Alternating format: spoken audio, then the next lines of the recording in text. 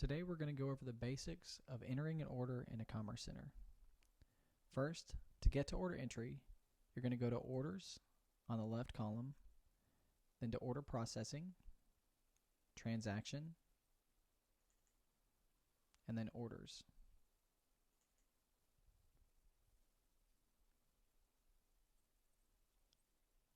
Once open, you'll start by selecting your customer. When selecting your customer, always search by Ship to ID first. If you select your customer by customer ID first, and they have multiple Ship to IDs, you will still have to go to the Ship to ID and select the correct one.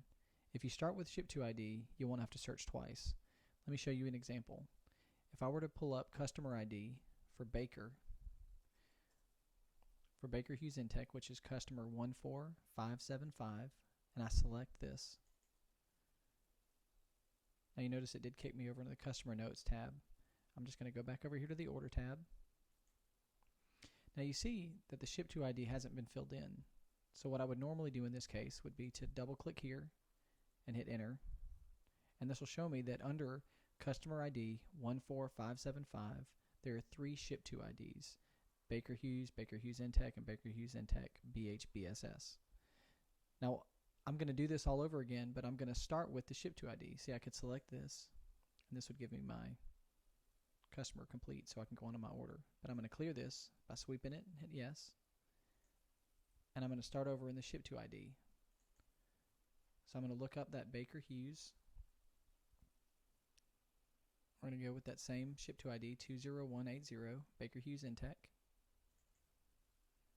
See, it did the same thing, kick me over the customer notes. I'm just going to go back here to the order tab. And you see, it selected the Ship to ID, but it also filled in the customer ID. So just a little shortcut so that you don't do things twice. So the next thing you'll do is you're going to put in your PO number. You're going to go up to Ship Info, and you're going to put ordered by, let's just say we talked to Joe Smith.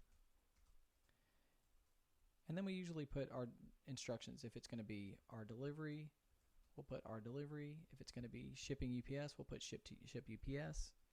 And we also put other miscellaneous notes here. If it's going to be delivered to a specific person, to somebody's attention, to a specific building, we'll put that all there. So let's say we're going to ship this to building G. Now we're going to go back to the order tab. And now we've got all of the components complete to go on with our order. Now, whenever we're talking to someone, we always use this opportunity to also fill in a contact ID. Now most of these fields, when you select them, you can either select them with the underline here by just clicking once, or you can double click in the fields like so. So when you pull up a search screen like this, you double click it and you can hit enter, and it'll show you all the contacts that have been set up for Baker Hughes Intech. Now, if you don't see your contacts information in here, you don't see their name, you don't see whatever, then you can go ahead and enter it, but we'll go over that in another video. But let's just say it was Brigitte Ami. Now we're ready to put in our item ID. So at this point, we're going to go ahead and select our item. Let's say they wanted some hand pads, some 7447 hand pads. Now we can do it the easy way and do 7447 and hit enter. And it'll automatically fill in this information. Now let's say that you weren't sure how to pull it up by 7447. You could double click in this field, and you could search in item description by selecting that field, and you can do %7447. And you notice we've got this. What this does is it searches for anything to the right of the %. So this 7447 will appear anywhere in any combination. It can have things before it, it can have things after it, but it's going to have 7447 somewhere. And that % is our wild card.